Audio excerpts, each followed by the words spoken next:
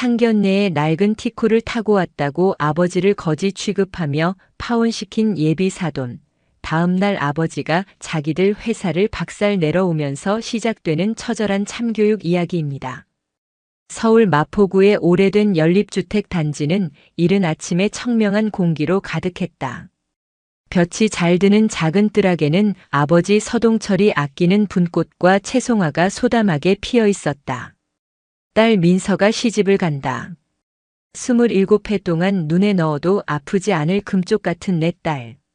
동철은 새벽녘부터 잠을 설쳤다.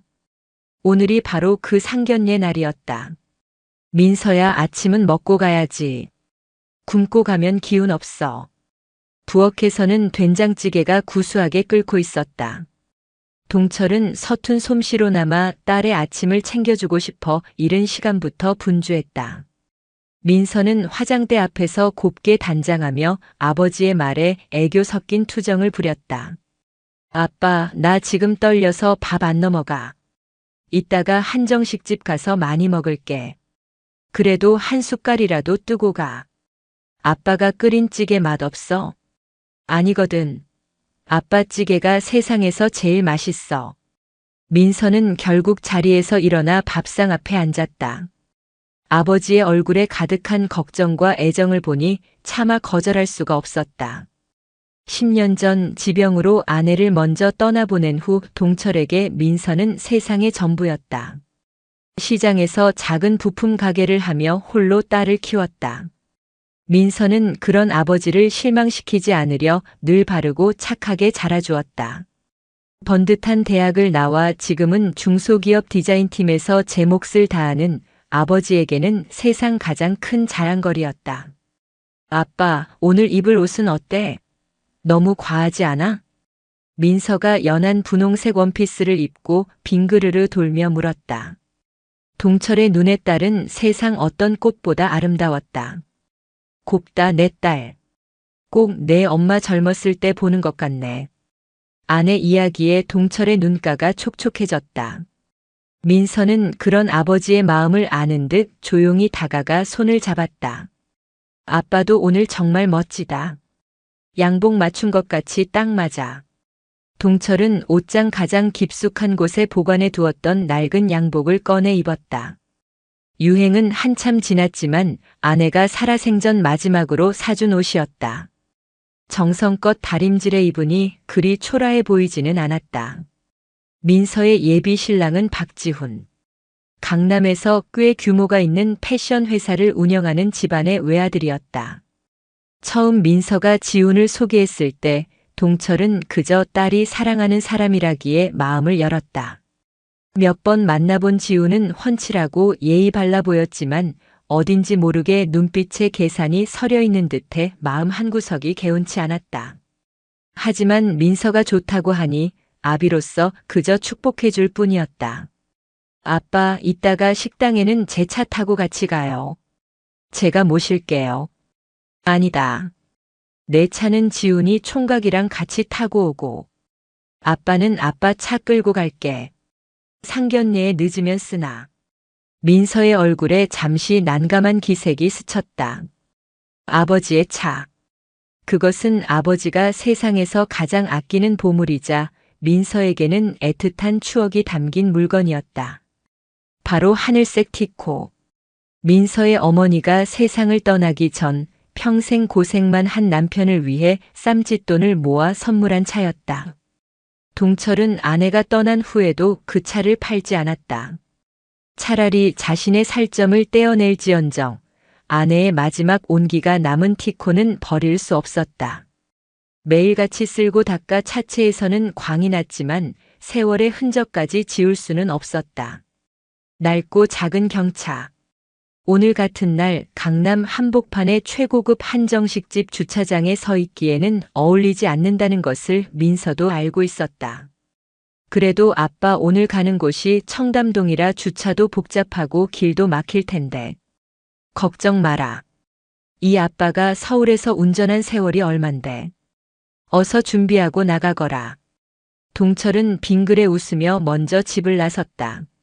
민서는 더는 고집을 부릴 수 없었다. 아버지의 고집 속에는 아내에 대한 그리움이 단단하게 박여 있음을 알기 때문이었다. 민서는 작게 한숨을 내쉬며 부디 오늘 하루가 무사히 지나가기만을 간절히 바랐다. 동철은 지하 주차장 구석에 고이 모셔둔 티코의 시동을 걸었다. 부르릉 경쾌하지만 어딘지 힘없는 엔진 소리가 울렸다. 그는 운전석에 앉아 아내의 사진이 담긴 작은 액자를 손으로 쓸었다. 여보, 오늘 우리 민서 상견례 하는 날이야. 당신도 하늘에서 보고 있지? 우리 딸 좋은 사람 만나서 시집가. 당신이 있었으면 얼마나 좋았을까. 나 잘하고 올게. 당신이 부끄럽지 않은 남편, 우리 민서가 자랑스러워하는 아빠가 될게. 낡은 티코는 주인의 다짐을 실은 채 마포의 골목길을 빠져나와 화려한 도시의 심장부 강남으로 향했다. 그 길이 앞으로 닥쳐올 모욕과 상처의 시작점이 될 것이라고는 동철은 꿈에도 생각하지 못했다. 청담동에 위치한 최고급 한정식 수라원. 고풍스러운 기와와 정갈하게 가꿔진 소나무 정원이 어우러진 그곳은 서울에서도 손꼽히는 부유층들이나 드나드는 곳이었다. 약속 시간보다 조금 이르게 도착한 서동철은 주차 안내원의 안내를 받아 차를 세웠다. 즐비하게 늘어선 번쩍이는 검은색 고급 세단들 사이에서 낡고 작은 하늘색 티코는 마치 백조무리에 섞인 미운 오리 새끼처럼 초라하고 이질적이었다. 주차 안내원조차 의아한 눈빛으로 동철을 힐끗 쳐다볼 정도였다. 동철은 애써 태어난 척 차에서 내려 옷매무새를 가다듬었다. 잠시 후 매끄러운 엔진 소리와 함께 제네시스 한 대가 미끄러지듯 주차장으로 들어섰다. 차에서는 박지훈과 그의 부모님이 내렸다. 지훈의 아버지 박 사장은 한눈에 봐도 값비싸 보이는 맞춤 양복을 입고 있었고 어머니인 안 여사는 머리부터 발끝까지 최신 유행의 명품으로 휘감은 채 도도한 표정을 짓고 있었다. 그들은 동철을 발견했지만 먼저 다가와 인사할 생각은 없어 보였다. 안 여사는 눈썹을 까딱이며 노골적으로 티코를 위아래로 훑어보았다. 그녀의 입가에 경멸 어린 비웃음이 걸렸다. 어머, 저게 뭐야? 차는 차요? 어디서 굴러먹던 깡통을 끌고 와서 주차장 물을 다 흐려놓네. 요즘 세상에 저런 고물차를 타고 다니는 사람도 있나 봐. 목소리는 크지 않았지만 그 안에 담긴 날카로운 가시는 동철의 가슴을 후벼 파기에 충분했다. 박 사장 역시 팔짱을 낀 채 거만한 표정으로 동철을 바라보며 혀를 찼다. 허허, 사돈 되실 분이라더니. 우리 지훈이가 사람 보는 눈이 어떻게 된 건지. 집안 수준이 이 정도일 줄은 몰랐는데. 바로 그때 민서가 지훈과 함께 다른 차에서 내렸다. 상견례를 위해 일부러 두 집안이 차를 따로 타고 온 것이었다. 민서는 주차장의 냉랭한 기류를 감지하고 얼굴이 하얗게 굳었다. 아빠, 오셨어요? 어머니, 아버님, 제 아버지세요. 민서가 황급히 다가가 동철의 팔짱을 끼며 소개했다. 하지만 안 여사는 민서의 인사는 받는 둥 마는 둥 하며 동철에게 삿대질하듯 턱을 까딱였다. 따님은 참 곱게 키우셨네. 그런데 사돈어른, 오늘이 어떤 날인지는 알고 오신 겁니까? 양가 어른들이 처음으로 정식 인사를 나누는 이 귀한 자리에 저런 멍석보다 못한 차를 끌고 오는 경우가 어디 있어요? 우리 집안 망신시키려고 작정하셨어요? 안 여사의 목소리는 점점 더 날카로워졌다. 주변을 지나던 다른 손님들이 힐끔거리며 쳐다보기 시작했다. 동철은 주먹을 꽉 쥐었다. 자신의 초라한 행색 때문에 딸이 이런 수모를 겪는다는 생각에 피가 거꾸로 솟는 것 같았다.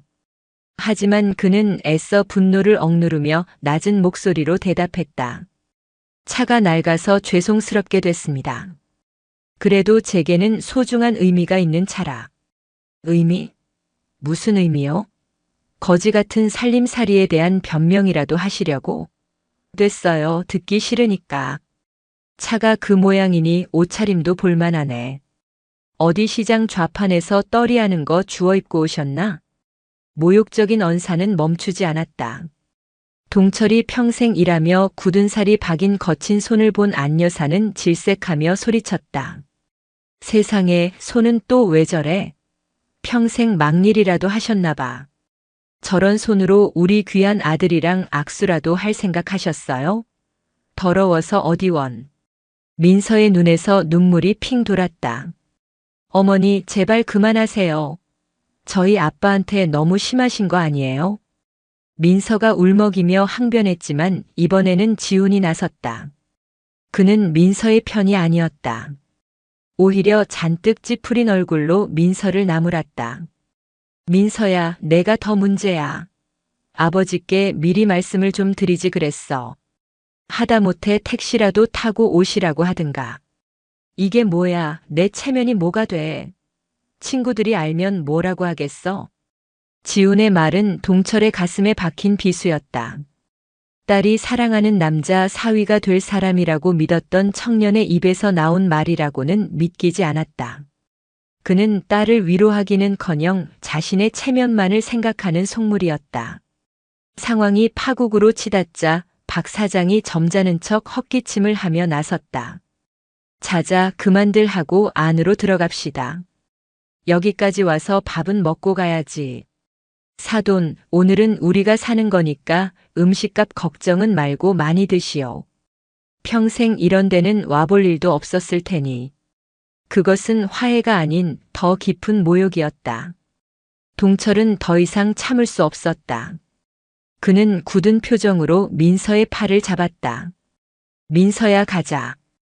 여긴 우리가 있을 자리가 아니다. 아빠, 그래도. 가자.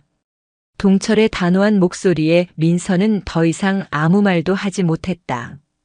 동철은 박 사장 내외를 향해 고개를 돌렸다. 그의 눈빛은 분노를 넘어 깊은 경멸과 연민으로 가득 차 있었다. 오늘 두 분 덕분에 아주 귀한 것을 배웠습니다. 돈으로 사람의 등급을 매기고 겉모습으로 인격을 판단하는 당신들 같은 사람들과는 사돈을 맺을 수 없겠군요. 이 결혼 없던 걸로 합시다. 그 말을 들은 안 여사는 코웃음을 치며 소리쳤다. 뭐라고요? 지금 누가 할 소리를 해? 우리가 없던 걸로 하자고 해야지 어디서 감히. 딸내미 팔아서 팔자 한번 고쳐보려다 실패하니까 배알이 꼴리시나? 잘 됐네. 우리도 저런 거지 같은 집안이랑 엮일 생각 추호도 없었으니까. 당장 그 고물차 끌고 꺼져요. 어디서 재수없게. 동철은 더 이상 대꾸하지 않았다. 그는 딸의 손을 잡고 묵묵히 돌아섰다. 수많은 사람들의 경멸 어린 시선이 등 뒤에 화살처럼 날아와 박혔다. 민서는 흐느끼기 시작했다. 사랑했던 남자의 배신과 그의 가족들이 퍼부은 끔찍한 모욕, 그리고 세상에서 가장 존경하는 아버지가 당한 수모에 심장이 갈갈이 찢어지는 듯했다. 동철은 말없이 딸을 티코 조수석에 태웠다. 그리고 자신도 운전석에 올라탔다. 시동을 걸자 티코는 여느 때처럼 힘없는 엔진 소리를 내며 그 지옥 같은 주차장을 빠져나왔다. 차창 밖으로 보이는 화려한 청담동의 풍경은 마치 다른 세상의 이야기처럼 아득하게 느껴졌다. 동철은 굳게 닫힌 입술 사이로 나지막이 은조렸다. 후회하게 만들어주마. 뼈저리게. 그것은 분노에 찬 다짐이자 한 아버지의 처절한 복수를 예고하는 서막이었다. 마포로 돌아오는 길, 낡은 티코 안은 무거운 침묵으로 가득 찼다. 라디오 소리도 창밖의 소음도 그 침묵을 깨트리지 못했다. 민서는 조수석에 앉아 고개를 숙인 채 어깨를 들썩이며 울고 있었다. 동철은 묵묵히 운전대만 잡고 있었다. 그의 옆 얼굴은 단단한 바위처럼 굳어 있었지만 가늘게 떨리는 손끝이 그의 들끓는 속마음을 보여주고 있었다. 평생을 성실하게 살아왔다. 남에게 해코지 한 번 하지 않고 정직하게 땀 흘리며 딸을 키웠다. 그런데 고작 낡은 차 한 대와 허름한 옷차림 때문에 자신의 인생 전부가 모욕당하고 딸의 마음에 씻을 수 없는 상처가 생겼다. 분노가 치밀어 올라 미칠 것 같았다. 당장 차를 돌려 그들의 회사로 쳐들어가 멱살이라도 잡고 싶었다. 하지만 동철은 그러지 않았다. 지금 그에게 가장 중요한 것은 옆에서 울고 있는 딸이었다. 아비로서 딸의 눈물을 닦아주는 것, 그것이 먼저였다. 집에 거의 다다랐을 때 민서의 휴대폰이 요란하게 울렸다. 화면에는 지훈 오빠라는 이름이 떠 있었다. 민서는 망설이다가 떨리는 손으로 전화를 받았다. 스피커폰으로 설정된 전화기 너머로 지훈의 짜증 섞인 목소리가 흘러나왔다. 야, 서민서. 너 지금 제정신이야? 아버지가 그렇게 나가버리면 어떡해. 지금 우리 부모님 노발대발하신 거 안 보여? 너 때문에 내 입장이 뭐가 되냐고. 민서는 흐느끼며 대답했다. 오빠 어떻게 나한테 그럴 수 있어? 오빠 부모님이 우리 아빠한테 어떻게 했는지 뻔히 보고도 어떻게 내 탓을 할 수가 있냐고. 탓을 안 하게 생겼어? 애초에 내가 아버님 단속을 잘했어야지. 그게 뭐야, 티코가. 쪽팔려서 내가 얼굴을 들고 다닐 수가 없어. 우리 엄마가 뭐라고 하는지 알아? 저런 근본도 없는 집안이랑 엮일 뻔했다고 조상님이 도왔다고 하셔. 나도 솔직히 동감이야. 사랑했던 사람의 입에서 나온 말은 잔인한 칼날이 되어 민서의 심장을 난도질했다. 믿었던 모든 것이 무너져 내리는 순간이었다. 헤어지자. 우리. 다시는 연락하지 마. 민서는 마지막 남은 힘을 쥐어짜 그 말을 내뱉고는 전화를 끊었다.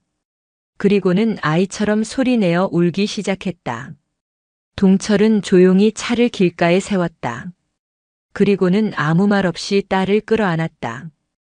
딸의 가녀린 어깨가 가슴이 미어지도록 떨려왔다.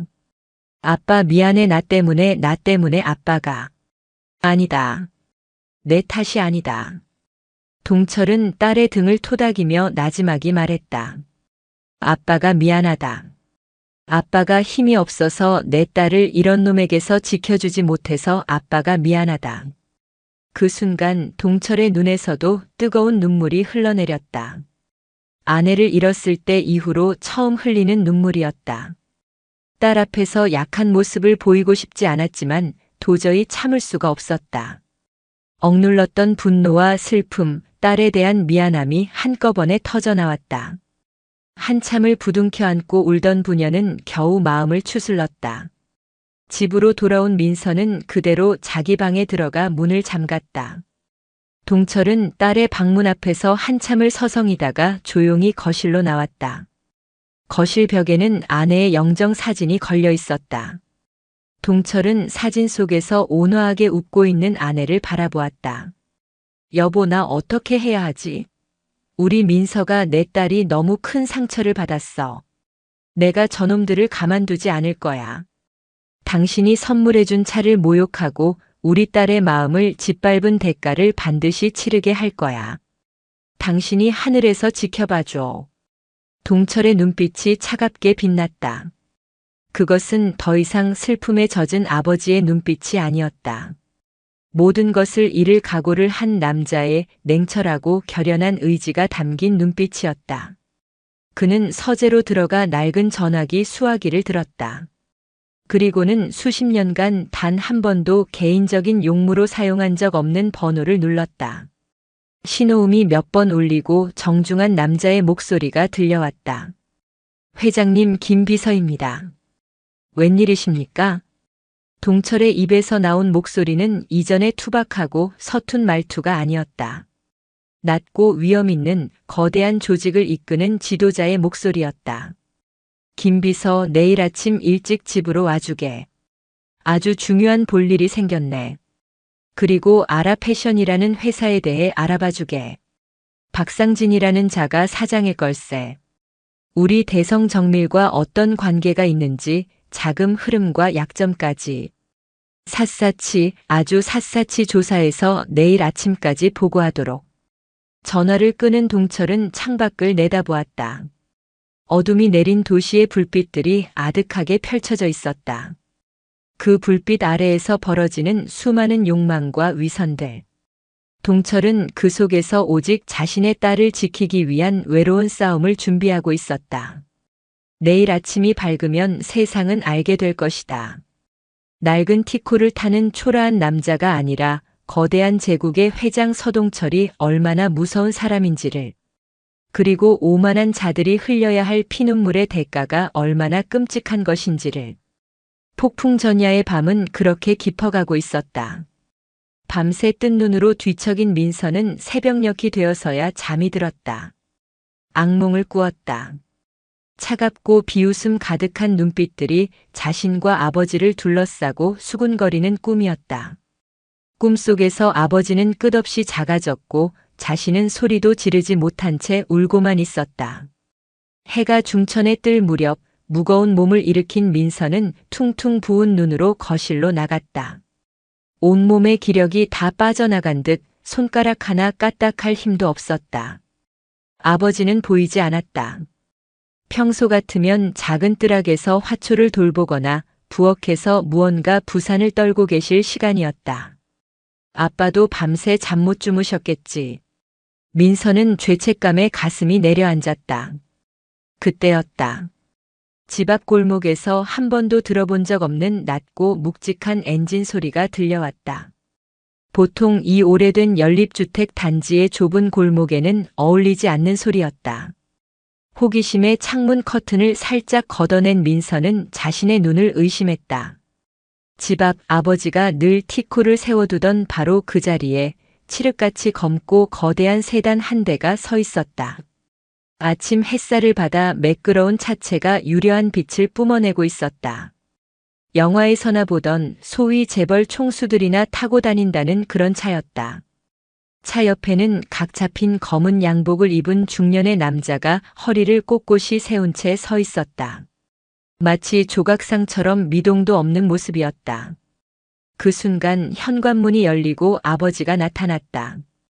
민서는 다시 한번 숨을 헙 들이켰다. 아버지가 아니었다. 분명 아버지의 얼굴을 하고 있었지만 자신이 알던 그 아버지가 아니었다. 낡고 빛바랜 점퍼나 어딘가 어색했던 낡은 양복이 아니었다. 몸에 완벽하게 맞춰진 짙은 회색의 최고급 정장, 희끗희끗한 머리는 단정하게 정돈되어 있었고 늘 기름때가 껴있던 거친 손에는 값비싸 보이는 서류 가방이 들려 있었다. 구부정했던 어깨는 활처럼 꼿꼿하게 펴져 있었고 무심하게 걷는 걸음걸이 하나하나에 세상을 호령하는 듯한 위엄이 서려 있었다. 아버지가 집 밖으로 나서자 조각상 같던 남자가 쏜살같이 움직였다. 그는 90도로 허리를 숙여 인사하더니 번개 같은 동작으로 뒷좌석 문을 열어주었다. 아버지는 너무나도 익숙하고 당연하다는 듯 가볍게 고개를 끄덕이고는 차에 올라탔다. 민서는 멍하니 그 모든 광경을 지켜보았다. 머릿속이 하얗게 비어버린 것 같았다. 저 차는 뭐지? 저 남자는 누구고 아버지의 저 모습은 대체 뭐란 말인가? 평생을 마포의 작은 부품 가게 사장으로 낡은 티코를 몰던 나의 아버지가 아니었다. 그 모습은 거대한 기업을 이끄는 냉철한 지도자의 모습, 바로 그것이었다. 혼란스러운 머리를 감싸 쥐고 있을 때 문득 어젯밤 아버지가 서재에서 누군가와 통화하던 모습이 떠올랐다. 김비서, 아라패션, 그리고 대성정밀. 아버지가 운영하는 가게 이름은 그냥 대성상사였다. 대성정밀은 또 무엇인가? 민서는 홀린 듯 컴퓨터 앞에 앉았다. 떨리는 손으로 검색창에 대성정밀 4글자를 쳐넣었다. 엔터키를 누르는 순간 화면에 쏟아져 나오는 정보들은 민서의 세상을 통째로 뒤흔들었다. 대성정밀. 그곳은 아버지가 운영하던 동네의 작은 부품 가게가 아니었다. 반도체와 우주항공 산업에 들어가는 초정밀 부품과 신소재를 생산하는 대한민국 산업계의 숨은 거인이었다. 대기업들의 수많은 러브콜에도 불구하고 상장을 하지 않아 대중에게는 잘 알려지지 않았지만 업계에서는 그 기술력과 영향력을 모르는 이가 없는 독보적인 존재. 연간 매출액은 조 단위를 넘어서고 있었고 그들이 공급을 끊으면 대한민국 주력 산업의 일부가 멈춰 설 수도 있다는 분석 기사까지 있었다.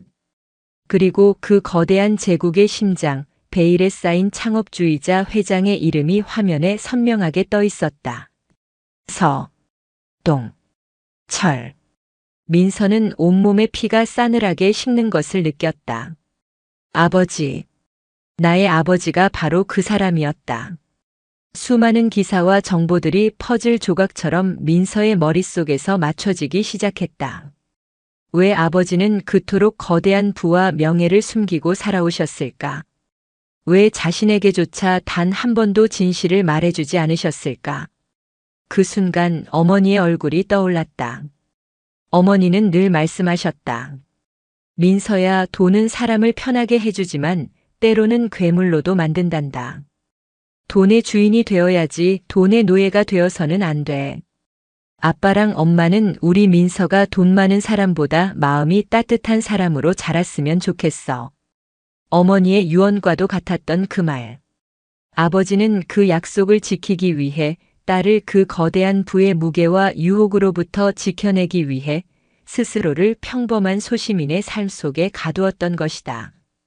어머니가 남긴 낡은 티코. 그것은 아버지에게 가난의 상징이 아니었다. 아내와의 약속이자 돈보다 소중한 가치를 지키겠다는 신념의 증표였던 것이다. 그런데 어제 박지훈의 가족들은 아버지의 그 숭고한 신념을 세상에서 가장 더럽고 추한 것으로 취급하며 짓밟아 버렸다. 모든 것을 깨달은 민서의 눈에서 눈물이 흘러내렸다. 그러나 그것은 더 이상 슬픔의 눈물이 아니었다. 아버지가 평생을 걸고 지켜온 사랑과 신념을 이해하게 된 감격의 눈물이자 그 모든 것을 모욕한 자들을 향한 서늘한 분노의 불씨였다. 민서는 아버지가 올라탄 검은 세단이 지금 어디로 향하고 있을지 직감할 수 있었다. 서울의 심장부 화려한 빌딩 숲속 어딘가에 있을 아라패션의 본사. 이제 시작이구나. 심장이 미친 듯이 뛰기 시작했다. 무언가 엄청난 일이, 거대한 폭풍이 몰려오고 있었다. 아버지는 더 이상 눈물을 흘리는 피해자가 아니었다. 그는 이제 오만한 자들의 세계를 남김없이 파괴할 냉혹한 심판자였다. 민서는 창밖의 파란 하늘을 바라보았다. 어제의 하늘과는 전혀 다른 폭풍전야의 긴장감이 감도는 낯선 하늘이었다. 서동철 회장을 태운 검은 세단은 강물의 흐름처럼 유려하게 서울 도심을 가로질렀다.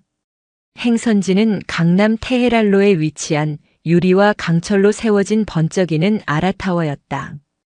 바로 박상진의 아라패션 본사 건물이었다. 어제 상견례 자리에서 보았던 박상진 내외의 값비싼 옷과 장신구들이 모두 이 빌딩의 차가운 벽돌과 유리창에서 나온 것이리라. 운전기사가 정중하게 차 문을 열자 서동철 회장이 차에서 내렸다. 어제의 어색하고 낡은 양복 차림은 흔적조차 없었다. 온몸에서 뿜어져 나오는 압도적인 위압감은 분주하게 빌딩을 오가는 사람들의 시선을 사로잡기에 충분했다.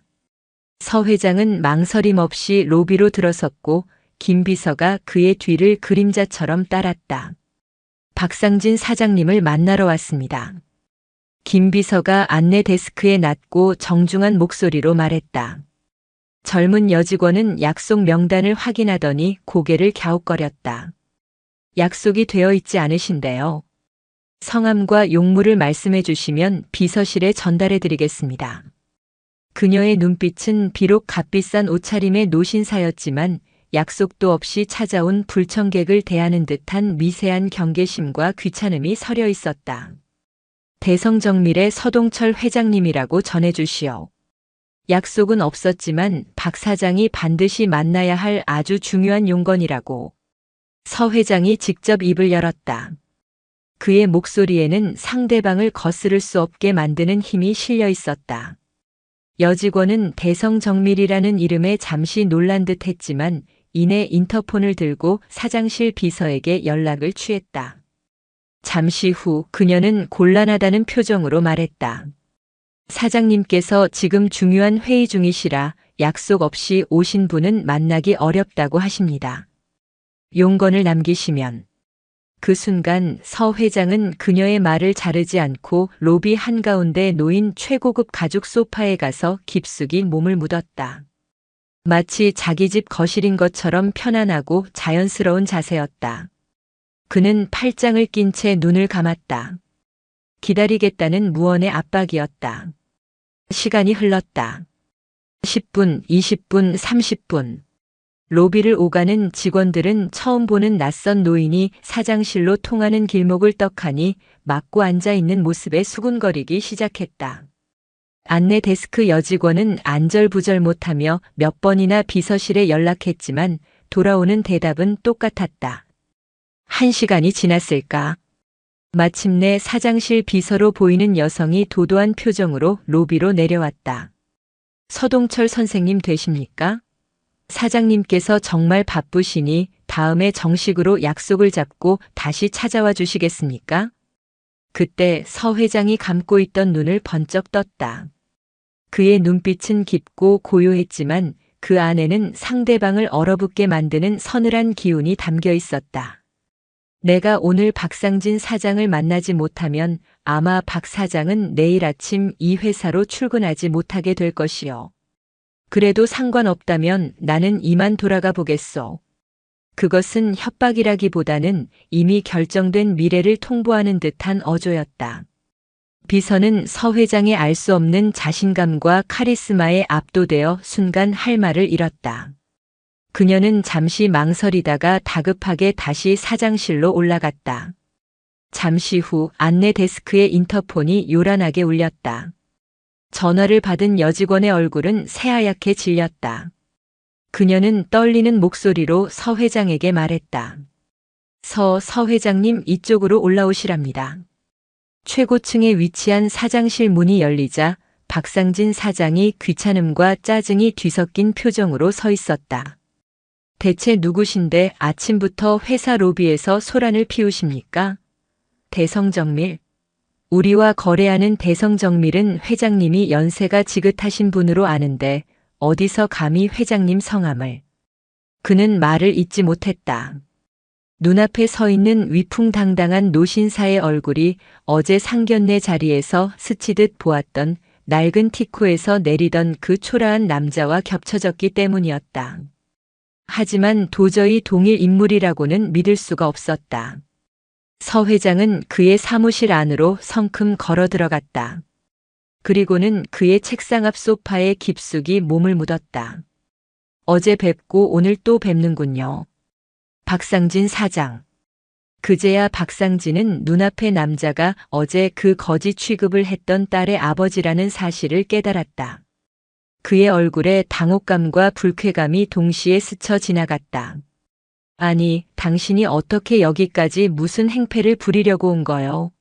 당장 나가시오. 경비 부르기 전에. 박상진이 격앙된 목소리로 소리쳤다. 하지만 서 회장은 눈 하나 깜짝하지 않았다.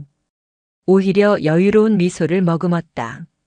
행패라니 말씀이 지나치십니다. 나는 오늘 박 사장과 사업적인 이야기를 좀 나누러 왔습니다. 사업? 당신 같은 사람이 우리 회사와 할 사업 이야기가 뭐가 있단 말이오. 박상진의 목소리에는 노골적인 경멸이 담겨 있었다. 서 회장은 품 안에서 명함 한 장을 꺼내 테이블 위로 가볍게 던졌다. 대성정밀 회장 서동철. 박상진은 어이없다는 듯 명함을 집어들었다. 그리고 그의 눈이 명함에 박힌 글자를 확인하는 순간 그의 얼굴은 급격하게 굳어지기 시작했다. 동공이 지진이라도 난 듯 격렬하게 흔들렸다. 대성정밀. 아라패션이 최근 회사의 미래를 걸고 추진 중인 스마트웨어 사업의 핵심 부품인 초소형 센서와 특수 섬유를 독점 공급하는 그야말로 갑중의 갑인 파트너사였다. 그 회사의 회장이 베일에 쌓여 있다는 소문만 들었을 뿐 그가 어제 자신이 그토록 모욕했던 낡은 티코의 주인일 줄은 꿈에도 상상하지 못했다. 서 회장님이셨습니까? 이게 어떻게 된? 박상진의 목소리가 염소처럼 떨려 나왔다. 방금 전까지의 오만함은 온데간데 없고 그의 얼굴은 공포와 경악으로 하얗게 질려 있었다. 서 회장은 그런 그를 바라보며 나직하지만 뼈가 저릴 만큼 차갑게 말했다. 이제 사업 이야기를 좀 시작해 볼까요? 박 사장. 그 순간 박상진의 화려한 사장실은 싸늘한 얼음 동굴로 변해버렸다. 어제 자신이 뱉었던 모든 경멸과 모욕의 말들이 날카로운 유리 조각이 되어 고스란히 자신의 심장을 향해 되돌아오고 있었다. 박상진의 집무실 공기는 납처럼 무겁게 가라앉았다. 방금 전까지 아라 패션의 심장이자 자신의 왕국이었던 이 공간이 이제는 사형 집행을 기다리는 처형장처럼 느껴졌다. 그의 이마에서는 식은땀이 비오듯 흘러내렸고 명함을 쥔 손은 멈출 줄 모르고 부들부들 떨렸다. 서 회장님, 어찌 저희 민서와 이럴 수가. 말을 잇지 못하는 박상진을 보며 서동철 회장은 천천히 입을 열었다. 목소리는 여전히 낮고 차분했지만 그 안에는 거대한 폭풍을 예고하는 불길한 고요함이 깃들어 있었다. 내 딸이 박 사장 아들을 마음에 품었고 나는 아비로서 딸의 선택을 존중해 그저 평범한 아버지로 인사를 드리러 갔던 겁니다. 내 딸이 사랑하는 사람의 가족이니 나 역시 예를 갖추고 싶었소. 서 회장은 잠시 말을 끊고 박상진의 눈을 똑바로 응시했다. 그 시선에 담긴 무게감에 박상진은 자기도 모르게 마른 침을 삼켰다. 그런데 당신들 가족은 내게 그리고 내 소중한 딸에게 씻을 수 없는 모욕을 줬소. 당신 아내는 내 딸 앞에서 나를 거지라 불렀고 당신은 그 옆에서 아내를 말리기는커녕 동조하며 나를 비웃었지. 당신 아들은 또 어떻고? 내 딸의 마음보다 자신의 체면이 더 중요하다며 상처를 줬어. 당신들 눈에는 내가 타는 낡은 차와 입고 있는 옷이 사람의 전부로 보였던 모양이요. 말 한마디 한마디가 비수처럼 날아와 박상진의 가슴에 박혔다. 그는 고개를 숙인 채 아무런 변명도 하지 못했다. 모든 것이 사실이었으니까. 그 역시 아내와 마찬가지로 동철의 초라한 행색을 보며 속으로 혀를 차고 딸의 결혼을 다시 생각해야겠다고 마음먹었으니까. 나는 내 인생을 부끄러워해 본 적이 없어. 내 손에 묻은 기름때는 내 자식을 위한 훈장이었고 내가 타는 낡은 차는 먼저 떠난 아내와의 약속이자 내 성실함의 증거였어. 그런데 당신들은 감히 내 인생을 통째로 모욕했어. 내가 평생을 지켜온 가치를 짓밟았단 말이오. 서 회장의 목소리가 조금씩 높아지기 시작했다. 그것은 분노의 표출이라기보다는 깊은 상처에서 흘러나오는 서글픈 외침에 가까웠다. 그는 자리에서 일어나 창가로 걸어갔다. 창밖으로는 서울의 화려한 빌딩 숲이 펼쳐져 있었다. 아라 패션. 최근 스마트웨어 사업에 사활을 걸고 있다고 들었소. 당신들 회사의 미래가 거기에 달려 있다는 것도 잘 알고 있지. 그런데 어쩌나.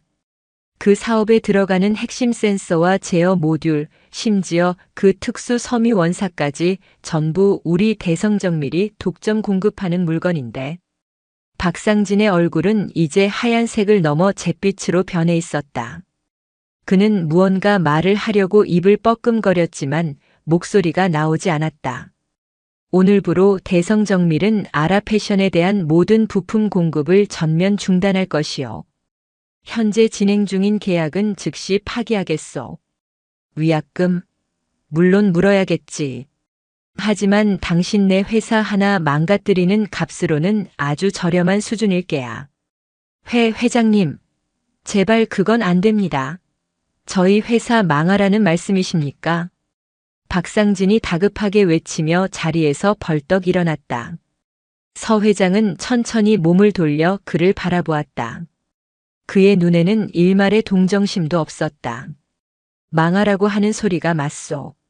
사람을 겉모습으로 판단하고 돈으로 등급을 매기며 약해 보이면 함부로 짓밟는 당신 같은 인간이 운영하는 회사는 이 사회에 존재할 가치가 없소. 서 회장의 선언은 사형 선고나 다름없었다. 대성정밀의 공급이 끊기는 순간 아라패션의 스마트웨어 사업은 시작도 해보기 전에 공중분해될 것이 뻔했다. 이미 투자된 막대한 자금과 시간, 인력은 모두 허공으로 사라지게 될 터였다. 그것은 회사의 존폐를 뒤흔들 만한 치명타였다.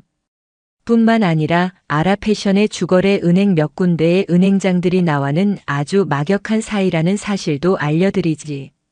대출금 만기 연장이 갑자기 어려워진다거나 신규 자금 지원이 막히는 것 정도는 아주 쉬운 일이야.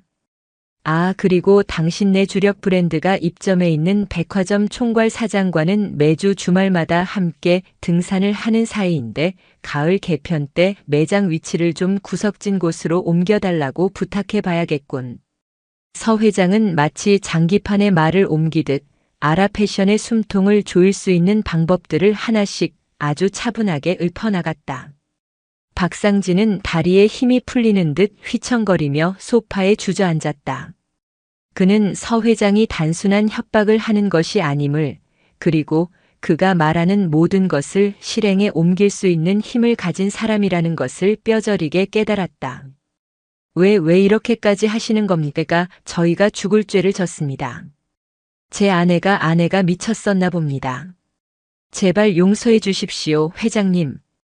박상진은 거의 울부짖다시피 애원했다. 하지만 서 회장은 차갑게 대꾸했다. 용서? 당신 아내가 내 딸 앞에서 나를 거지 취급하며 파혼을 선언했을 때 당신들 머릿속에 용서라는 단어가 있기는 했소? 당신들은 우리를 벌레 보듯 쳐다봤지. 힘없는 자의 인격은 짓밟아도 된다는 그 오만함에 대한 대가를 치를 시간이 온 것뿐이요. 서 회장은 마지막 말을 남기고 집무실 문을 향해 걸어갔다. 박상진은 절망적인 표정으로 그의 뒷모습을 바라볼 뿐 감히 붙잡을 엄두도 내지 못했다. 문이 닫히기 직전 서 회장이 잠시 멈춰서 고개만 살짝 돌렸다. 아, 그리고 한 가지 더. 내 딸은 당신 아들처럼 속물근성에 찌든 놈과는 어울리지 않아. 그러니 파혼 이야기는 없던 걸로 할 생각 마시오. 이건 내 딸을 위한 일이기도 하니까. 그리고 문이 닫혔다. 혼자 남은 집무실에서 박상진은 한동안 망연자실하게 허공을 응시했다.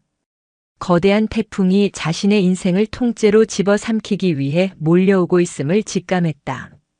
어제 오후 낡은 티코 한 대를 보고 던졌던 경멸의 시선이 자신의 모든 것을 파괴하는 부메랑이 되어 돌아온 것이다.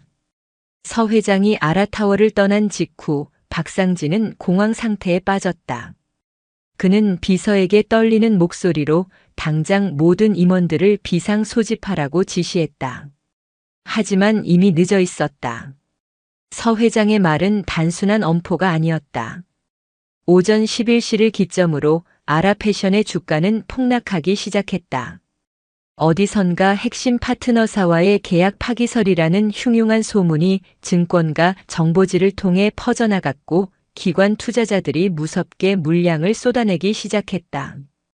개미 투자자들은 이유도 모른 채 공포에 질려 투매에 동참했다. 불과 1시간 만에 주가는 하한가까지 곤두박질쳤다. 동시에 주거래 은행들에서는 약속이라도 한 듯 전화가 걸려오기 시작했다. 곧 만기가 돌아오는 대규모 대출에 대한 연장이 불가하다는 통보, 신규 사업을 위해 신청했던 운영자금 대출이 거부되었다는 소식, 심지어는 기존 대출금의 일부를 즉시 상환하라는 압박까지 들어왔다. 박상진의 전화기는 쉴 새 없이 울렸고 수화기 너머에서는 언제나 냉랭하고 사무적인 목소리만 들려올 뿐이었다. 평소 형님 동생 하며 지내던 은행 지점장들은 갑자기 모르는 사람처럼 돌변했다. 설상가상으로 가장 큰 매출을 차지하는 롯데백화점 본점의 바이어에게서 연락이 왔다.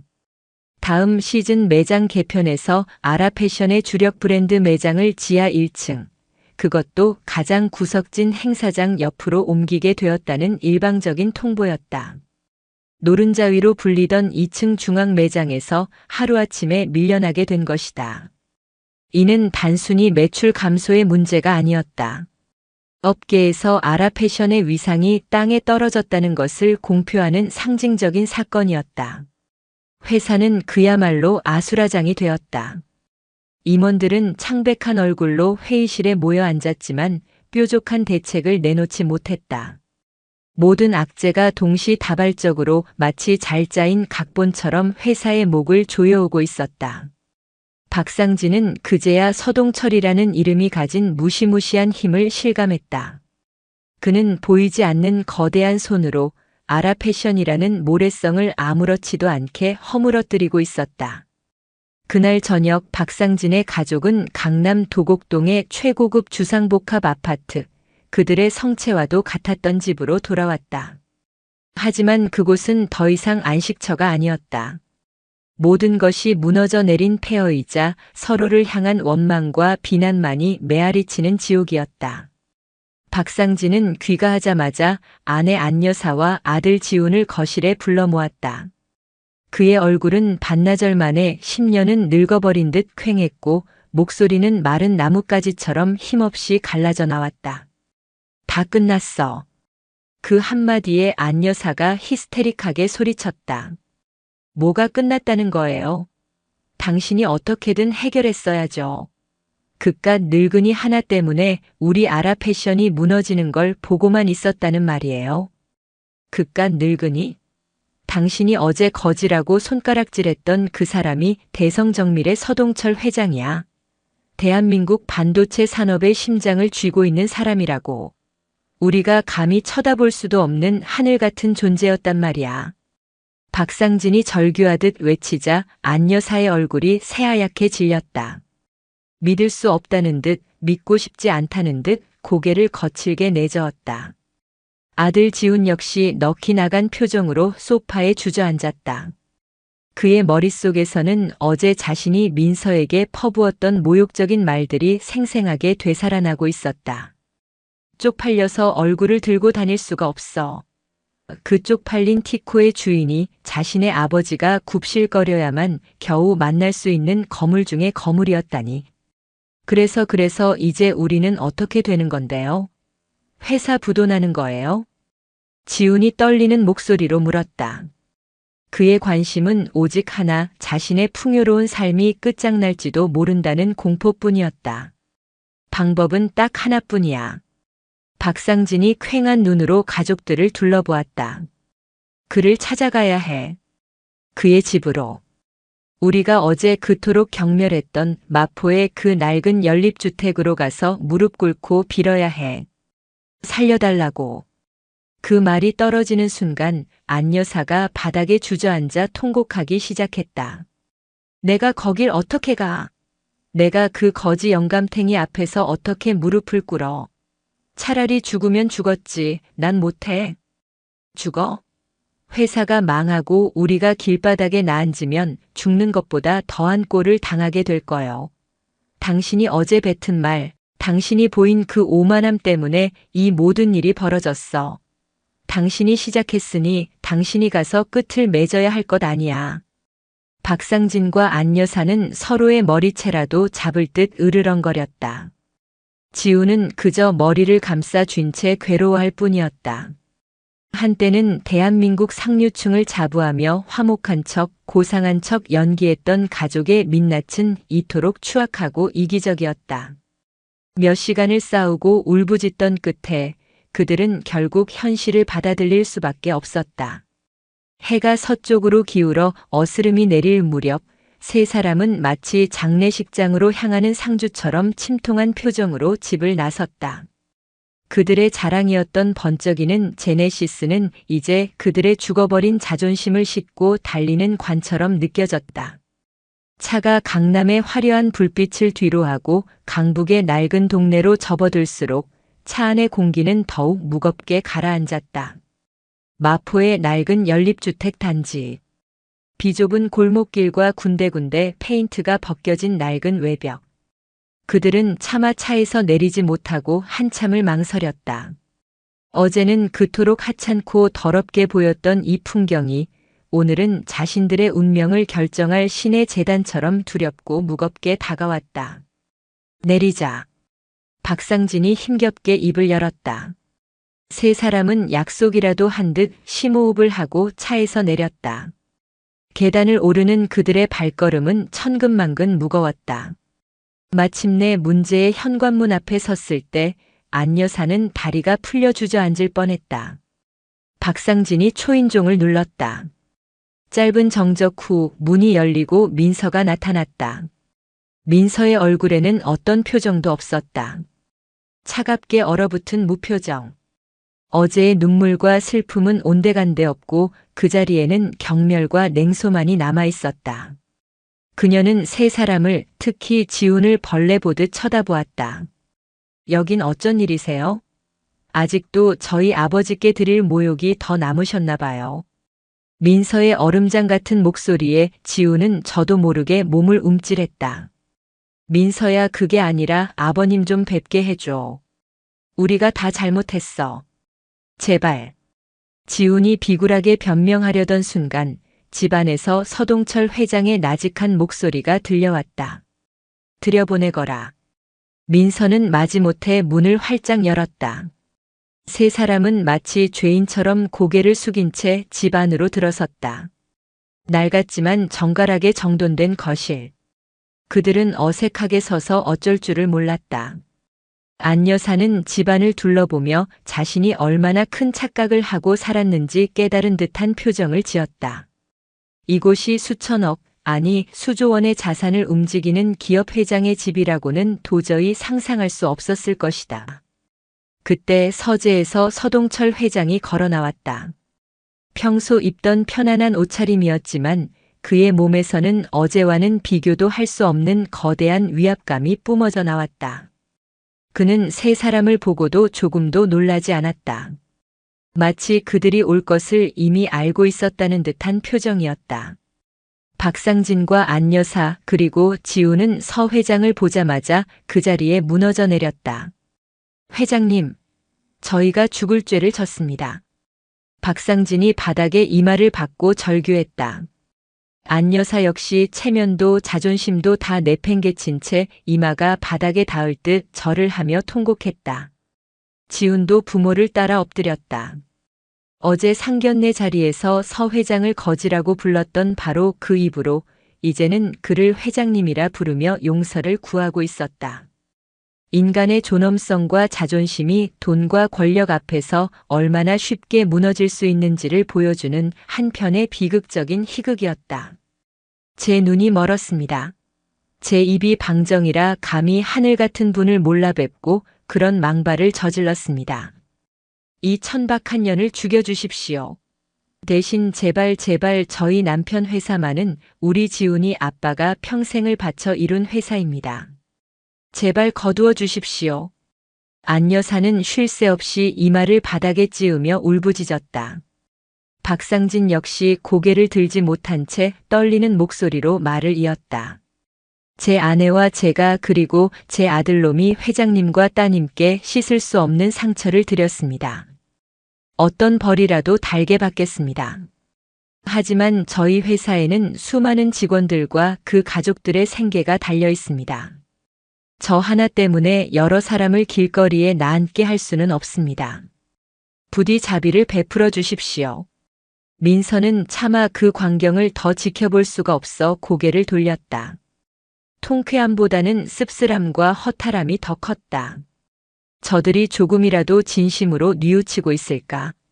아니, 저들은 그저 자신들의 부와 명예를 잃을까 두려워 저토록 비굴한 연기를 하고 있는 것뿐이었다. 서 회장은 한참 동안이나 말없이 아무런 표정 없이 바닥에 엎드린 세 사람을 내려다보고 있었다. 거실의 시간은 마치 멈춘 듯 했다. 세 사람의 거친 숨소리와 흐느낌만이 공간을 채웠다. 그 침묵의 시간 동안 박상진과 안 여사, 지훈은 자신들의 인생에서 가장 길고 끔찍한 지옥을 경험하고 있었다. 한참의 침묵 끝에 서 회장의 나직한 목소리가 울려 퍼졌다. 일어나시지요. 그 한마디에 세 사람은 마치 구원이라도 받은 듯 화들짝 놀라며 고개를 들었다. 하지만 서 회장의 얼굴에는 여전히 어떤 감정도 담겨 있지 않았다. 그의 시선은 차갑게 식어 있었다. 내게 용서를 구할 것이 아니라 당신들 스스로에게 물어보시오. 당신들이 과연 용서받을 자격이 있는 사람들인지를. 오늘은 이만 돌아가시오. 대답은 내일 내가 직접 당신네 회사로 찾아가서 들려주겠소. 그것은 희망이 아니었다. 더 깊은 절망의 예고였다. 세 사람은 아무 말도 못한 채 힘없이 몸을 일으켜 현관을 나섰다. 그들의 뒷모습은 완전히 무너져 내린 성처럼 위태로워 보였다. 문이 닫히고 거실에는 다시 부녀만이 남았다. 민서는 복잡한 심경으로 아버지를 바라보았다. 아버지의 분노가 어디까지 향할지 감히 짐작조차 할 수 없었다. 박상진의 가족이 혼이 빠져나간 모습으로 돌아간 후 집 안에는 무거운 침묵이 흘렀다. 민서는 거실 소파에 주저앉아 복잡한 머릿속을 정리하려 애썼다. 그들의 비굴한 모습에서 통쾌함보다는 인간이라는 존재에 대한 깊은 환멸감이 느껴졌다. 아빠, 저 사람들 어떻게 하실 거예요? 민서가 조심스럽게 물었다. 아버지의 분노와 결단력은 존경스러웠지만 한 가정이 송두리째 파멸하는 것을 보는 것은 역시 마음 편한 일이 아니었다. 서동철 회장은 딸의 옆에 조용히 앉아 따뜻한 손으로 딸의 손을 감쌌다. 민서야, 복수라는 것은 말이다. 똑같은 사람이 되는 가장 쉬운 방법이다. 내가 저들에게서 회사를 빼앗고 길바닥에 나앉게 만드는 것은 아주 쉬운 일이지. 하지만 그것은 진정한 복수가 아니다. 그럼요. 진정한 복수는 그들을 파멸시키는 것이 아니라 그들 스스로가 얼마나 어리석고 추악했는지를 뼈저리게 깨닫게 만드는 것이다. 그들의 영혼에 지워지지 않는 낙인을 찍어 평생을 부끄러움 속에서 살아가게 만드는 것. 그것이 내가 하려는 일이다. 아버지의 깊은 뜻을 깨닫자 민서는 머리를 한 대 맞은 듯한 충격을 받았다. 아버지는 단순한 분노를 넘어 더 거대하고 근본적인 차원에서 이 문제를 바라보고 있었다. 잘못된 것을 바로잡고 다시는 이런 일이 반복되지 않도록 그들의 가치관을 뿌리부터 뒤흔들려는 것이었다. 다음 날 아침 약속대로 서동철 회장은 다시 아라타워를 찾았다. 이번에는 박상진이 회사 정문까지 나와 90도로 허리를 숙이며 그를 맞았다. 모든 임직원들이 숨죽이며 지켜보는 가운데 서 회장은 박상진의 안내를 받아 회장실로 향했다. 어제와는 완전히 뒤바뀐 풍경이었다. 회장실에 단둘이 남게 되자 박상진은 다시 한번 무릎을 꿇으려 했다. 서 회장은 손짓으로 그를 만류하고 맞은편 소파에 앉혔다. 앉으시오. 이제부터 내가 하는 말을 토시 하나 틀리지 말고 잘 새겨듣도록. 서 회장은 단호한 어조로 말했다. 박상진은 침을 꿀꺽 삼키며 그의 입을 쳐다봤다. 첫째, 당신은 더 이상 이 회사의 주인이 아니오. 박상진의 얼굴이 하얗게 질렸다. 회사는 당신 개인의 소유물이 아니라 모든 직원이 함께 만들어가는 공동체이자 사회적 자산이오. 당신은 그 사실을 잊었지. 그러니 당신이 가진 아라패션 지분의 절반을 즉시 사회에 환원하시오. 내가 지정하는 공익재단에 기부하여 당신들 같은 오만한 부자들을 위해 희생된 사람들을 돕는 데 쓰이도록 할 것이오. 지분의 절반을. 박상진이 경악하며 되물었다. 평생을 바쳐 이룬 회사의 소유권을 절반이나 포기하라는 것은 사형 선고나 다름없는 말이었다. 싫으면 관두시오. 그럼 지금 당장 이 자리에서 아라패션의 최종 부도를 선언하지. 서 회장의 말에는 한치의 물러섬도 없었다. 박상진은 입술을 깨물며 고개를 떨궜다. 선택의 여지가 없었다. 둘째, 당신과 당신 아내는 경영 일선에서 완전히 물러나시오. 전문 경영인에게 회사를 맡기고 당신들은 당신들이 저지른 죄를 씻는 데 집중해야 할 것이야. 그럼 저희는 셋째 조건을 말해주지. 당신 부부는 앞으로 1년간 매주 주말마다 내가 지정하는 무료 급식소에 가서 봉사활동을 하시오. 장소는 종로 탑골공원 뒤편에 있는 곳이오. 서 회장의 입에서 나온 말은 박상진의 예상을 완전히 벗어나는 것이었다. 당신들이 거지라고 무시했던 세상에서 가장 어렵고 힘없는 사람들이 어떤 삶을 사는지 직접 눈으로 보고 몸으로 겪어보란 말이요. 진심으로 땀 흘리고 봉사하며 당신들의 그 썩어빠진 특권 의식을 버리시오. 그곳에서 당신들이 사람으로 다시 태어날 수 있을지 아니면 끝까지 구제불능의 속물로 남을지는 내가 지켜보겠소. 넷째, 당신 아들 박지훈. 그 아이는 이번 일을 계기로 군에 입대하도록 하시오. 가장 힘들고 험하다는 최전방 수색대로 보내 온실 속 화초처럼 자란 나약한 정신을 뿌리부터 뜯어고쳐야 할 게야. 그곳에서 진정한 책임감과 동료애를 배우지 못한다면 평생 사회의 암적인 존재로 살아갈 것이 뻔해. 마지막으로 서 회장은 서류 한 장을 테이블 위에 올려놓았다. 다섯째. 이것은 우리 대성정밀과 아라패션의 새로운 계약서요. 기존의 불공정한 하청 계약들을 모두 수정하고 아라패션의 협력업체들에게 돌아가는 이익을 대폭 상향 조정하는 내용이 담겨 있어. 당신이 그동안 힘없는 협력업체들을 어떻게 착취해왔는지 나는 다 알고 있어.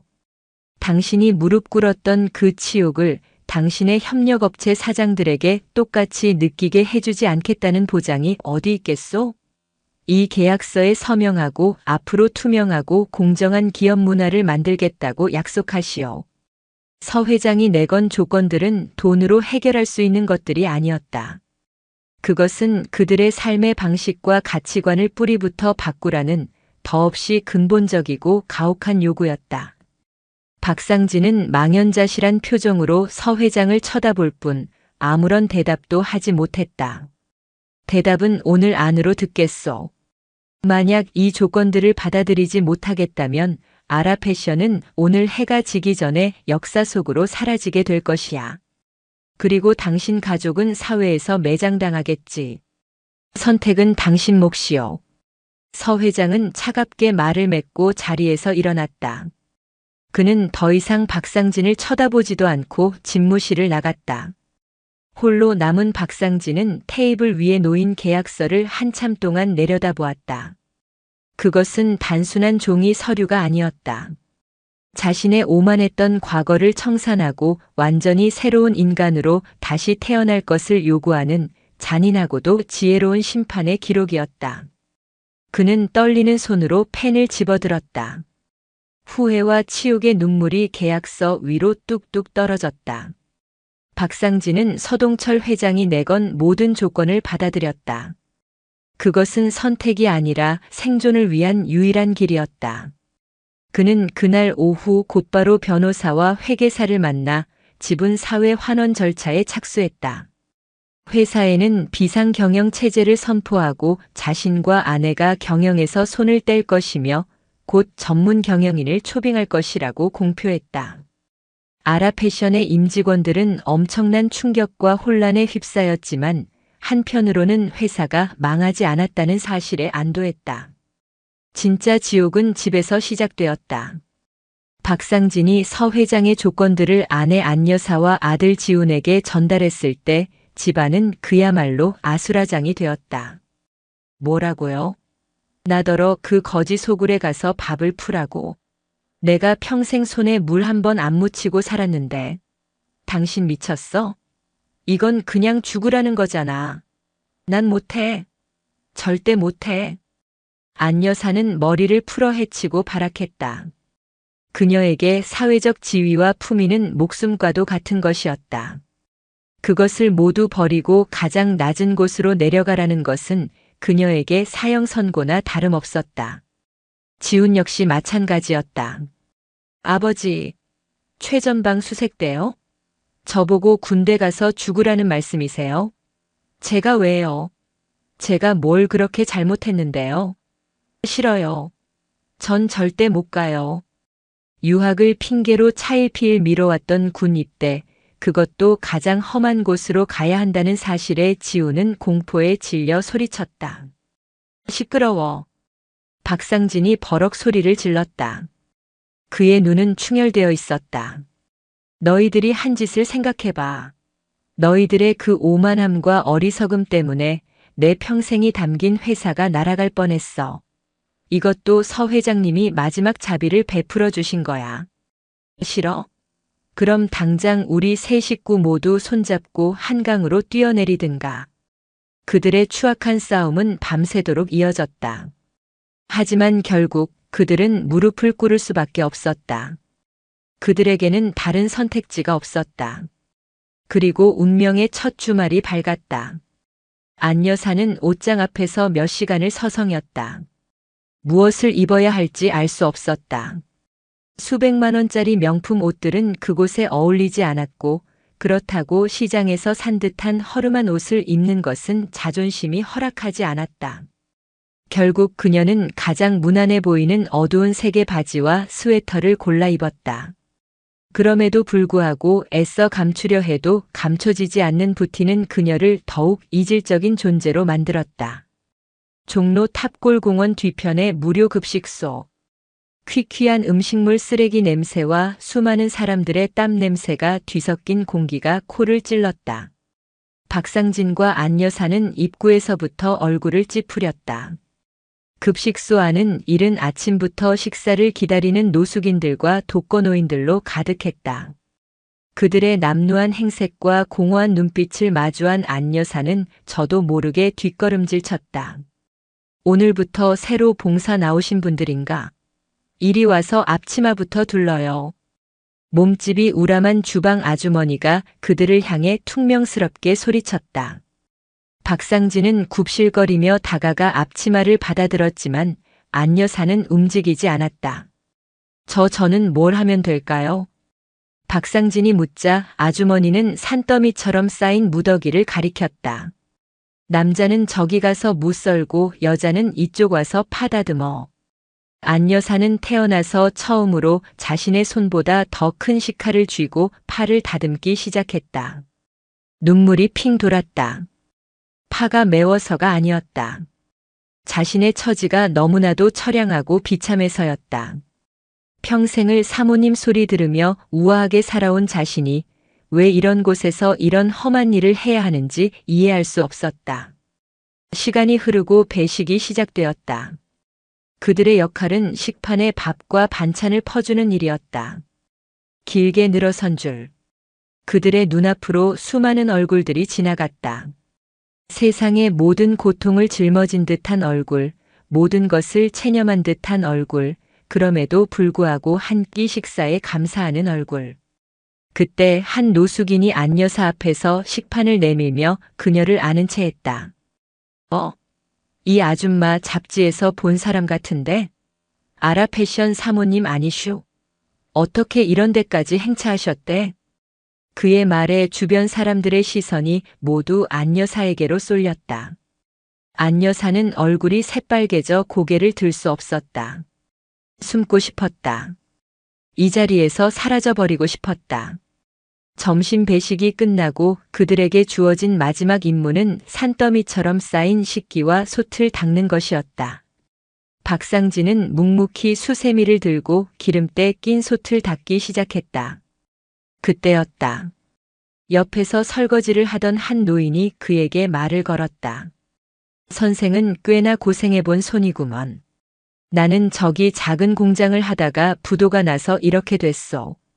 자식들한테 짐 되기 싫어서 여기 와 있는데 그래도 여기서 사람들하고 땀 흘리며 일하니 마음은 편하구먼. 박상진은 아무 말도 하지 못했다. 그 노인의 모습에서 어제의 자신 그리고 내일의 자신이 될지도 모르는 모습이 겹쳐 보였기 때문이었다. 그는 처음으로 자신이 경멸했던 사람들의 삶에도 저마다의 사연과 고통이 있다는 것을 어렴풋이 느끼기 시작했다. 그 시각 민서는 작은 오피스텔을 얻어 자신만의 디자인 스튜디오를 열 준비를 하고 있었다. 아버지에게 손 벌리지 않고 오직 자신의 힘으로 일어서고 싶었다. 그녀는 아버지를 통해 박상진 가족의 소식을 간간히 전해들었다. 통쾌함보다는 그저 모든 것이 제자리를 찾아가는 과정이라는 생각이 들었다.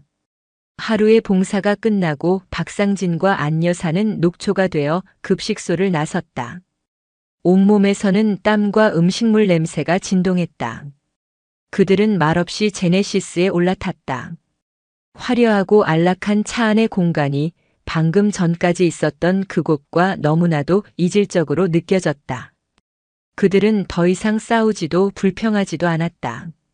그럴 기력조차 남아있지 않았다. 그저 창밖을 바라보며 앞으로 1년간 매주 반복될 이 끔찍한 현실의 무게를 실감할 뿐이었다. 그것은 그들이 평생을 외면하고 멸시했던 사람들의 삶의 무게이자 그들이 치러야 할 속죄의 무게였다. 가시밭길의 첫걸음은 그렇게 고통스럽고 처절하게 시작되고 있었다. 시간은 강물처럼 흘렀다. 뜨거웠던 여름이 지나고 하늘이 높아지는 가을을 거쳐 뼈를 애는 듯한 겨울이 찾아왔다. 계절이 3번 바뀌는 동안 세상은 무심하게 제갈 길을 갔지만 어떤 이들에게 그 시간은 인생 전체를 뒤흔드는 거대한 담금질의 과정이었다. 박상진과 안여사 부부에게 주말은 더 이상 강남 백화점에서의 쇼핑이나 고급 레스토랑에서의 외식이 아니었다. 그것은 어김없이 찾아오는 심판의 날이자 고된 노동으로 점철된 속죄의 시간이었다. 종로의 무료 급식소는 이제 그들에게 익숙한 장소가 되어 있었다. 처음 몇 달간 그들은 지옥 같은 시간을 보냈다. 안 여사는 매일 밤 악몽을 꾸었고 손톱 밑에 낀 팥뿌리의 흙과 살갗에 밴 음식물 쓰레기 냄새에 몸서리치며 잠에서 깨곤 했다. 박상진 역시 허름한 옷차림의 노인들에게 고개를 숙여 밥을 퍼줄 때마다 무너져 내리는 자존심의 입술을 깨물어야 했다. 그들은 기계적으로 몸을 움직였다. 영혼 없는 인형처럼 시키는 일을 하고 시간이 끝나면 녹초가 되어 집으로 돌아왔다. 그들의 대화는 끊겼고 한때는 서로의 성공을 과시하기에 바빴던 부부의 관계는 차갑게 식어버렸다. 집안의 모든 활기는 사라지고 그들의 화려했던 성체는 거대한 무덤처럼 변해갔다. 아들 지우는 논산훈련소를 거쳐 강원도 철원의 최전방 수색대대로 자대 배치를 받았다. 그가 처음으로 보내온 편지는 원망과 눈물로 가득했다. 살을 애는 추위, 발이 퉁퉁 붓도록 걷는 야간 매복, 온몸을 짓누르는 군장의 무게. 그가 알던 세상과는 완전히 다른 생존을 위한 처절한 투쟁만이 존재하는 곳이었다. 그는 편지에 썼다. 차라리 죽고 싶다고. 왜 자신에게 이런 시련을 주느냐고. 박상진은 아들의 편지를 읽으며 아무런 답장도 해줄 수 없었다. 그 시련이 바로 자신에게서 비롯된 것임을 알기에 아버지로서 할 수 있는 것은 그저 가슴을 치는 것뿐이었다. 한편 아라패션은 경랑의 시기를 보내고 있었다. 서동철 회장이 추천한 전문 경영인은 냉철하고 합리적인 인물이었다. 그는 박상진 일가의 영향력을 철저히 배제하고 오직 회사의 생존과 발전을 위해 강도 높은 구조조정과 경영 혁신을 추진했다.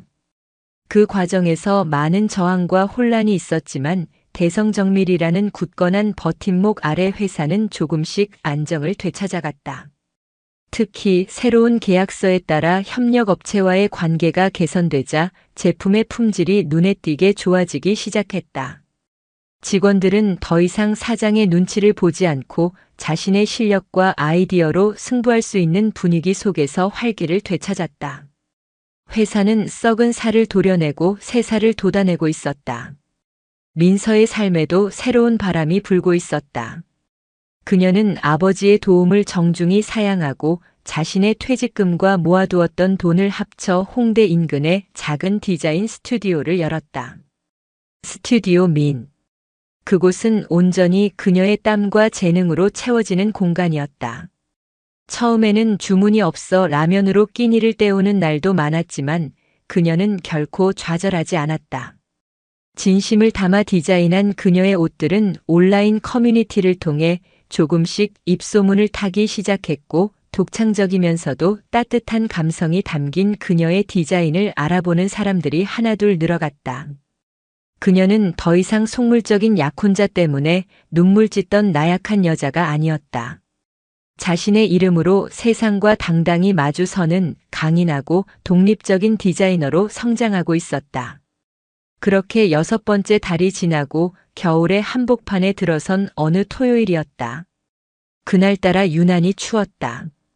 새벽부터 내린 눈은 온 세상을 하얗게 뒤덮었고 칼바람은 행인들의 옷깃을 사정없이 파고들었다. 박상진과 안 여사는 평소처럼 급식소에서 배식을 하고 있었다. 꽁꽁 언 손으로 식판을 받아드는 노인들의 얼굴은 유난히 더 어둡고 지쳐 보였다. 바로 그때였다.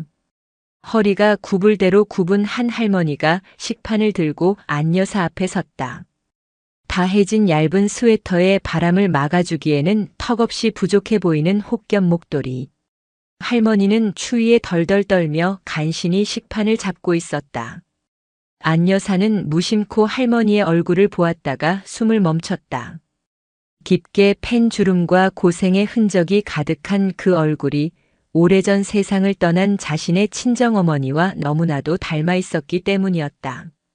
평생을 자식들을 위해 헌신하다가 제대로 된 옷 한 벌, 따뜻한 밥 한 끼 제대로 대접받지 못하고 눈을 감았던 어머니. 순간 안 여사의 가슴 속에서 무언가 뜨거운 것이 왈칵 치밀어 올랐다. 그녀는 자기도 모르게 자신이 두르고 있던 캐시미어 목도리를 풀었다. 수백만 원을 호가하는 그녀가 마지막 남은 자존심처럼 여기던 명품 목도리였다. 할머니 이거라도 두르고 가세요. 날이 너무 추워서. 안 여사는 떨리는 손으로 할머니의 목에 자신의 목도리를 둘러주었다. 할머니는 깜짝 놀라며 그녀를 바라보았다. 아이고 사모님이 왜 이러시나 이렇게 귀한 걸. 아니에요. 그냥 저희 엄마 생각이 나서 그래요. 안 여사의 눈에서 굵은 눈물방울이 뚝 떨어졌다. 그것은 지난 몇 달간 흘렸던 분노와 치욕의 눈물이 아니었다. 태어나서 처음으로 느껴보는 타인을 향한 순수한 연민과 가슴 시린 아픔이 담긴 눈물이었다. 할머니는 거칠고 차가운 손으로 안 여사의 손을 꼭 잡아주었다. 그 따뜻한 온기가 그 어떤 명품 가방이나 보석에서도 느껴보지 못했던 뜨거운 감동이 되어 안 여사의 얼어붙었던 마음을 녹여내리고 있었다. 박상진은 그 광경을 말없이 지켜보고 있었다. 그는 아내의 변화에 놀라면서도 한편으로는 자신 역시 조금씩 변해가고 있음을 느끼고 있었다. 그는 이제 급식소에서 봉사를 하는 것이 더 이상 벌이라고 생각되지 않았다.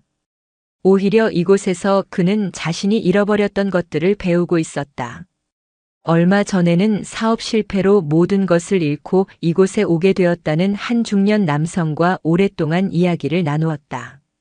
그의 절망과 슬픔에 깊이 공감하며 박상진은 자신이 그동안 얼마나 오만하고 편협한 세상에 갇혀 살았는지 깨달았다. 세상에는 돈으로 살 수 없는 가치들이 있으며 실패는 끝이 아니라 새로운 시작이 될 수도 있다는 것을 어렴풋이 배우고 있었다. 그날의 봉사가 모두 끝나갈 무렵이었다. 급식소 문이 열리고 낯익은 인물이 안으로 들어섰다. 서동철 회장이었다. 그는 평범한 등산복 차림에 털모자를 눌러쓴 영락없는 동네 할아버지의 모습이었다. 급식소의 누구도 그가 대한민국 산업계를 움직이는 거물이라는 사실을 알지 못했다. 박상진과 안 여사는 얼어붙었다. 그가 이곳에 온 것은 그들의 속죄를 감시하고 비웃기 위함일까? 두려움에 심장이 철렁 내려앉았다. 하지만 서 회장은 그들에게 눈길도 주지 않았다. 그는 조용히 주방으로 들어가 남은 설거지를 돕기 시작했다. 다른 봉사자들과 스스럼 없이 어울려 농담을 주고받으며 묵묵히 그릇을 닦는 그의 모습은 너무나도 자연스러웠다. 모든 정리가 끝나고 텅 빈 급식소에 몇몇 사람들만이 남아 뒷정리를 하고 있을 때였다. 서 회장이 박상진에게 다가와 따뜻한 믹스커피 한 잔을 건넸다. 고생이 많소. 박상진은 떨리는 손으로 커피를 받아들었다. 무슨 말을 해야 할지 알 수 없었다. 아까 다 봤소. 부인이 할머니께 목도리를 둘러주는 것을. 서 회장은 창밖에 눈 내리는 풍경을 바라보며 나지막이 말했다. 사람은 누구나 실수를 하고 살지. 중요한 것은 그 실수를 통해 무엇을 배우느냐 하는 것이요.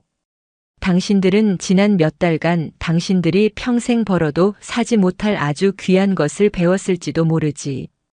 그의 목소리에는 더 이상 차가운 분노나 경멸이 담겨 있지 않았다. 그저 모든 것을 지켜본 한 인간의 깊은 연륜과 담담함이 묻어나왔다. 이제 곧 있으면 1년이 다 되어가는군. 약속한 기간이 끝나면 급식소에 계속 나올지 말지는 당신들의 선택에 맡기겠소. 회사는 이제 전문 경영인이 잘 이끌어가고 있으니 걱정할 것 없고, 지분 문제도 당신들이 진심으로 변한 모습을 보여준다면 사회에 환원된 지분을 다시 당신들 가족에게 돌려줄 방법을 찾아보겠소. 박상진은 자신의 귀를 의심했다. 회장님, 그게 무슨... 내가 뺏고 싶었던 것은 당신들의 재산이 아니라 그 썩어빠진 가치관이었소. 이제 당신들이 진정한 부자가 될 기회를 잡은 것 같으니 나도 더 이상은 목리를 부릴 이유가 없지. 서 회장은 박상진의 어깨를 툭툭 두드려주고는 왔을 때처럼 조용히 급식소를 나섰다. 홀로 남은 박상진은 손에 든 커피 잔을 바라보며 하염없이 눈물을 흘렸다. 그것은 패배자의 눈물이 아니었다. 길고 어두운 터널의 끝에서 한 줄기 빛을 발견한 자의 뜨거운 참회의 눈물이었다. 몇 년의 시간이 더 흘렀다. 박상진 부부는 약속했던 1년이 끝난 후에도 급식소 봉사를 멈추지 않았다. 그것은 이제 그들에게 의무가 아닌 삶의 일부이자 기쁨이 되어 있었다. 그들은 사회에 환원했던 지분을 돌려받았지만 대부분을 다시 기부하고 최소한의 생활비만 남긴 채 소박한 삶을 살았다. 아들 지우는 수색대에서 무사히 군 복무를 마치고 완전히 다른 사람이 되어 돌아왔다. 그는 아버지의 회사로 돌아가는 대신 작은 사회적 기업에 들어가 자신과 같은 젊은이들의 방황을 돕는 일을 시작했다. 민서의 스튜디오는 큰 성공을 거두었다. 하지만 그녀는 회사를 키우기보다는 자신의 철학을 지키며 옷 한 벌 한 벌에 진심을 담는 길을 택했다. 그녀는 여전히 아버지와 함께 마포의 작은 집에서 살았다. 어느 맑은 봄날 민서는 아버지와 함께 낡은 티코를 타고 근교로 나들이를 갔다. 차 안에는 따뜻한 햇살과 라디오에서 흘러나오는 정겨운 음악, 그리고 부녀의 웃음소리가 가득했다. 아빠, 그때 박 사장님 가족들 용서하신 거예요? 민서가 문득 물었다. 서동철 회장은 운전대를 잡은 채 잠시 생각에 잠기더니 온화한 미소를 지으며 대답했다. 용서는 내가 하는 게 아니란다, 민서야. 그들이 스스로를 용서할 수 있을 만큼 진정한 삶의 가치를 깨닫고 실천하며 살아간다면 그것으로 된 게지. 나는 그저 그들에게 작은 씨앗 하나를 심어주었을 뿐이다. 낡은 티코는 한적한 시골길을 경쾌하게 달렸다. 차창 밖으로는 겨울을 이겨낸 파릇파릇한 새싹들이 돋아나고 있었다. 그 작은 씨앗들이 모여 거대한 숲을 이루듯 한 사람의 숭고한 분노가 뿌린 작은 변화의 씨앗은 여러 사람의 인생을 바꾸고 세상을 조금 더 따뜻하게 만들고 있었다. 진정한 가치는 번쩍이는 제네시스가 아닌 낡고 초라하지만 사랑과 신념이 담긴 티코에 있다는 것을 이제 그들은 모두 알고 있었다. 그들의 이야기는 그렇게 끝나지 않고 새로운 희망을 향해 계속해서 달려갈 것이었다.